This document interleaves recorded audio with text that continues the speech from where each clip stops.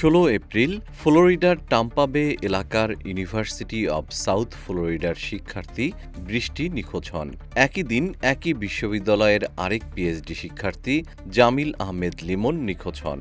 নিখোঁজ হওয়ার প্রায় ৭ দিন পর হাওয়ার্ড ফ্রাঙ্কল্যান্ড ব্রিজের উপর একটি আবর্জনা ফেলার পলিথিনের ভেতর লিমনের ক্ষতবিক্ষত মরদেহ খুঁজে পায় পুলিশ।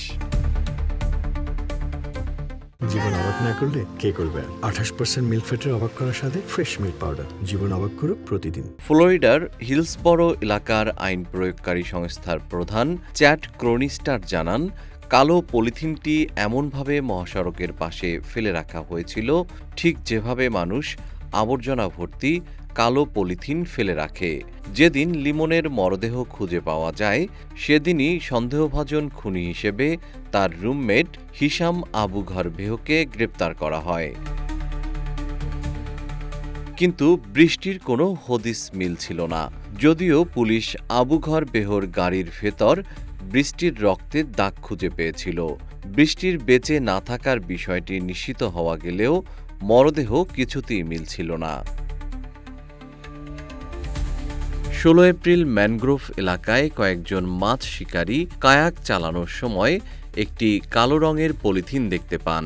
হাওয়ার্ড ফ্রাঙ্কল্যান্ড ব্রিজে যেখানে লিমনের মরদেহ খুঁজে পাওয়া গেছে এলাকাটি এর কাছেই। পুলিশে খবর দেওয়া হলে পুলিশ ঘটনাস্থলে গিয়ে পলিথিনের ভেতর মরদেহের খণ্ডিত অংশ দেখতে পায়। তবে খণ্ডিত অংশগুলো এমন অবস্থায় ছিল যে পুলিশ সেগুলো শনাক্ত করতে পারছিল না।